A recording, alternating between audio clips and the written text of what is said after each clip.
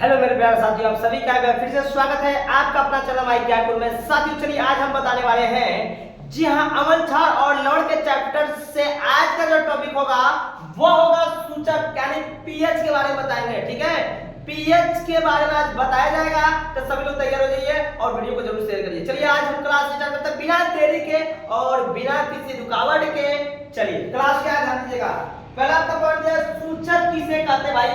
सूचक किसे कहते हैं? सूचक उसे कहते हैं वे पदार्थ, ठीक है ना। सूचक बताता है क्या?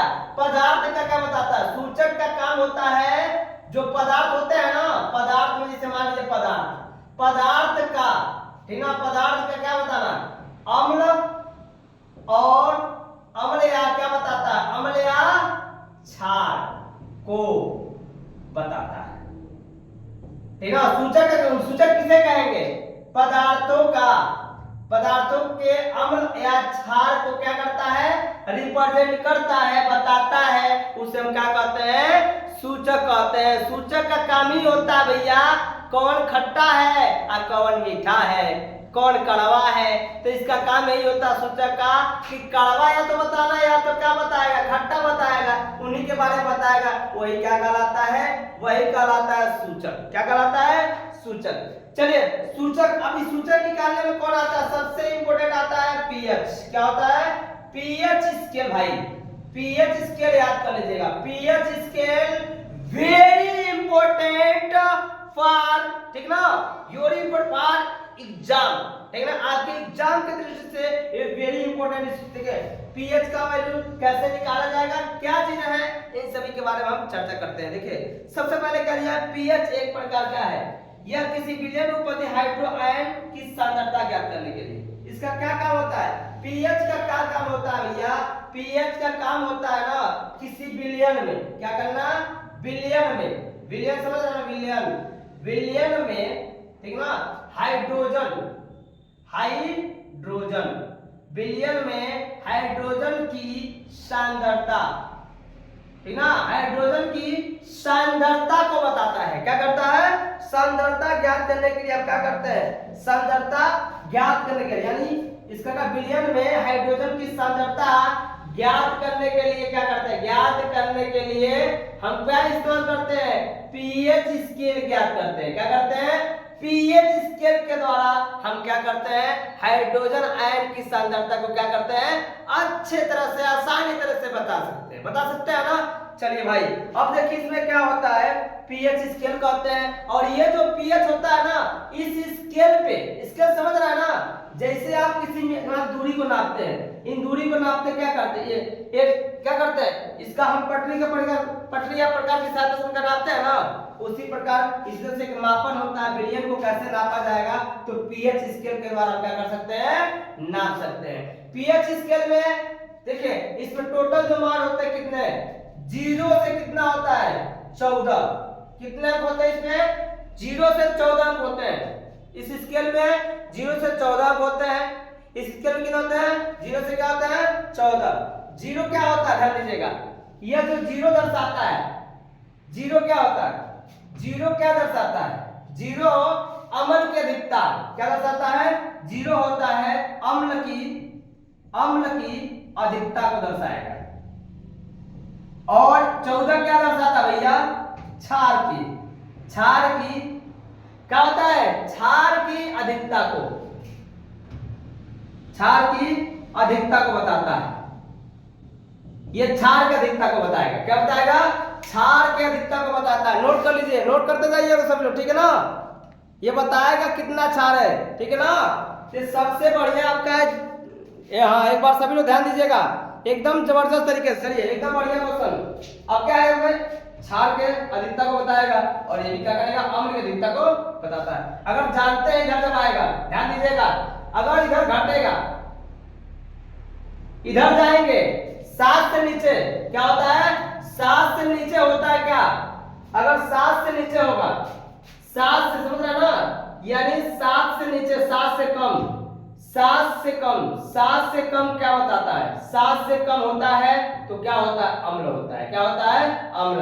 और 7 से अधिक होगा तो क्या होगा? 7 से अधिक, तब क्या दर्शाता भैया? 7 से अधिक होता है क्षार को दर्शाता है। क्या दर्शाएगा? क्षार। और 7 होता है तो क्या उदासीन होता है। क्या होता है 7 पे? अगर पीएच मान 7 है तो क्या है? उदासीन बताता है। क्या बताता है? उदासीन मतलब खट्टा नहीं है न ही कड़वा है। आपको जैसे पानी होता है ना, आप पानी का क्या खट्टा होता है? नहीं होता।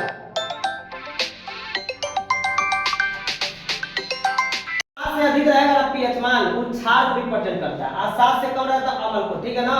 यानी इधर हो जाएगा क्या? अम्ल में वृद्धि। देख रहे हैं, अम्ल में वृद्धि को दर्शाता है। इधर जाएंगे तो क्या हो जाएगा? क्षार में वृद्धि। क्षार में वृद्धि हो जाएगा। याद रख लीजिएगा, क्षार में वृद्धि। समझ आ रहा? टोटल स्केल पे कितना होता है? इतने होते हैं। हाइड्रोजन अधिक होती है, पीएच का उतना ही कम होता है। जितना आयन की सांद्रता, हाइड्रोजन आयन की सांद्रता जितना अधिक होगा उतना ही पीएच का मान क्या हो जाएगा? जी हाँ, पीएच उतना ही कम होगा। ठीक है, अब समझ आ रहा है ना? मुझे आशा है कि आप सभी को अच्छे तरह समझ आया होगा।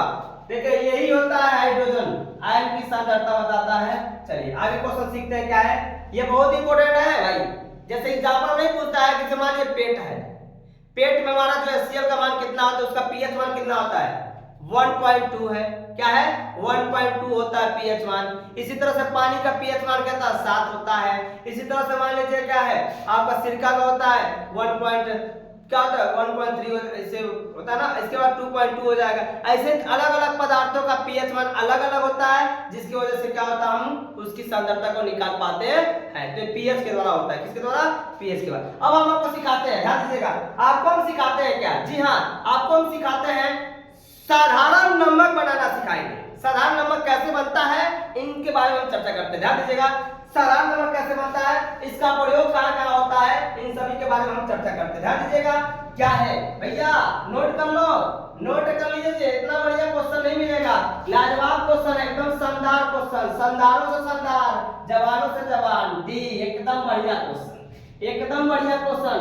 नोट करो, एकदम नोट कर लो, एकदम बने रहो साथ में। चलो अब मैं सिखाता हूं आपको साधारण नमक बनाने के बारे में। साधारण नमक कैसे बनता है? साधारण नमक, ठीक है, यानी सामान्य नमक कैसे बनता है इसको हम बताते हैं। सबसे पहले साधारण नमक बनाने के लिए क्या करना पड़ेगा? सबसे पहले साधारण नमक बनाने के लिए हम अम्ल लेंगे। कौन सा? जिसका नाम है हाइड्रोक्लोरिक अम्ल। इसको किसके साथ क्रिया कराएंगे? जी, हाइड्रोक्लोरिक अम्ल को हम क्या करेंगे? NaOH के साथ क्रिया कराइए। इसको बोलते हैं सोडियम हाइड्रोक्साइड। क्या बोलते हैं? Sodium hydroxide. सोडियम हाइड्रोक्साइड की क्रिया हम कराते हैं किससे? इससे हाइड्रोक्लोरिक हो जाएगा, हाइड्रोक्लोरिक अम्ल। हाइड्रोक्लोरिक अम्ल के साथ क्रिया कराते हैं। जब क्रिया कराएंगे इसकी ना, जब हाइड्रोक्लोरिक साथ हम क्रिया कराते हैं तो क्या बनेगा भाई? क्रिया कराने पर यह बनेगा NaCl बनेगा। क्या बनेगा? NaCl बनेगा। और यहाँ क्या तैयार हो जाएगा? यहाँ निकल जाएगा क्या? NaCl हो जाएगा, यहाँ जल निकल जाएगा H2O। देख रहे हैं ना? NaCl क्या है? यही साधारण नमक है, जिसको बोलते हैं क्या? लवण। क्या बोलते हैं? लवण। यानी सोडियम क्लोराइड एक साधारण नमक है और इस तरह से क्रिया क्या होती है? संपन्न होती है। अब साधारण नमक के हम कई रूप होते हैं। साधारण नमक के कई रूप होते हैं, उसका हम लोग अपने दैनिक जीवन में क्या करते हैं? प्रयोग करते हैं। उसका हम क्या करते हैं? अपने दैनिक जीवन में हम लोग सभी लोग क्या करते हैं? साधारण नमक का अलग अलग प्रयोग करते हैं। जैसे साधारण नमक हम लोग क्या करते हैं? जैसे मान लीजिए क्या है, कास्टिक हो गया सोडा, सोडियम हाइड्रोक्साइड हो गया, कास्टिक सोडा यानी बेकिंग सोडा हो जाएगा, वाशिंग सोडा हो जाएगा, ठीक है, विरंजन चूर्ण हो जाएगा। ये सभी क्या है? ये साधारण नमक के रूप है। साधारण नमक क्या है? रूप है। तो पहले हमने जान लिया साधारण नमक के बारे में। अब दूसरा हम जानेंगे किसके बारे में? हम जानेंगे सोडियम। ठीक है, इसका उपयोग जान लीजिए। इसका NaCl का प्रयोग हम लोग कहाँ करते हैं? खाना बनाते हैं आप लोग ना, तो खाना हम लोग क्या करते हैं? नमक डालते हैं ना, वह कौन सा नमक होता है? हम लोग सामान्यतः यही नमक प्रयोग करते हैं, NaCl। पर डे हम दैनिक जीवन में प्रयोग करते हैं, चाहे दाल हो, चाहे सब्जी हो, चाहे आपका मतलब क्या जो भी मतलब होता है नमक डालते हैं, चाहे चटनी अपने सूस खाते हो उससे पड़ता है, इसी का यूज होता है NaCl का। हो जाएगा ना? चलिए अब दूसरा नंबर क्या है? अब दूसरे नंबर के बारे में बताते हैं। दूसरा नंबर क्या है भाई? देखिए सोडियम हाइड्रोक्साइड बनाना सीखेंगे, क्या सीखेंगे? Sodium hydroxide. दूसरा नंबर सोडियम, इसको इरेज कर देते हैं, देख लीजिएगा यहाँ से हल कर दीजिए यहाँ से। चलिए अब यहाँ से हम सीखेंगे क्या?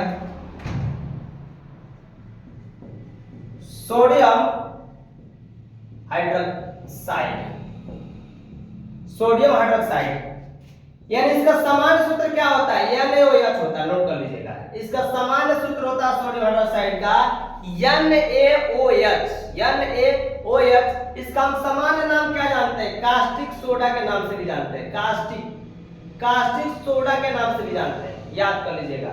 इसको कास्टिक सोडा भी कहते हैं। चलिए कराते हैं, इसका हम क्रिया कराते हैं। इसको बनाते कैसे? देखिए बनेगा कैसे? बनाने के लिए हमें क्या करना पड़ेगा? इसको बनाना है तो क्या लेना पड़ेगा? हमें साधारण नंबर लेना पड़ेगा, NaCl लेना पड़ेगा, और क्या लेना पड़ेगा? जल लेना पड़ेगा। NaCl लेंगे, जल लेंगे ना। जब NaCl और जल लेंगे, आज जब इसका क्रिया कराएंगे, देखिए NaCl समझ लेना, सोडियम क्लोराइड और जल को लेंगे। जब दोनों का क्रिया कराया जाएगा तो जब आपस में क्रिया करेंगे तो क्या बनेंगे भाई? यह बन जाएगा NaOH बनेगा, और यहाँ निकल जाएगा NaOH हो जाएगा, और यहाँ से क्या निकल जाएगा? NH हो जाएगा, Cl2 निकल जाएगा क्लोरीन, और यहाँ क्या निकल जाएगा? हाइड्रोजन। लेकिन एक यहाँ थोड़ा असमंजस क्या है भाई? ये देखो असमंजस है, हमारे पास सोडियम इधर है, ठीक है, हमारे पास क्या है? हाइड्रोजन इधर क्या है? इधर हाइड्रोजन 3 बार हो जा रहा है, इधर हाइड्रोजन कितना बार हो जा रहा है? 2 बार हो जा रहा है। क्लोरीन 2 बार रहता है, आप 2 से गुणा कर दीजिए, और यहाँ भी 2 से गुणा कर दीजिए। जब 2 से गुणा करेंगे ना तो ऑक्सीजन 2 हो गया, हाइड्रोजन 2 हो गया। अब ये हो जाएगा मेंटेन, ये क्या हो जाएगा? अब ये हो जाएगा मेंटेन। आज जब मेंटेन हो जाएगा तो यहाँ 2 से गुणा कर दीजिए, सारा का सारा मेंटेन हो गया, संतुलन हो गया ना। अब हमारा तैयार हो गया क्या? कास्टिक सोडा, ये वाला, इसको बोलते हैं कास्टिक सोडा, कास्टिक सोडा। ये भी एक साधारण नमक में आता है, ये भी किस में आता है? एक साधारण नमक में आता है, और यहाँ से क्लोरीन गैस छूट जाएगा, हाइड्रोजन गैस छूट जाएगा, निकल जाएगा ना। अब इसमें ध्यान दीजिएगा, बन गया नहीं बन गया बताओ? अब इसको हम उपयोग जान लेते हैं। उपयोग कहाँ करते हैं भैया? नोट कर लो। उपयोग हम लोग कहाँ करते हैं इसका? जी हाँ, उपयोग हम लोग करते हैं क्या? धातुओं से ग्रीस हटाने के लिए।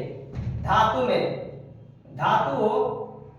धातुओं से ग्रीज हटाने के लिए,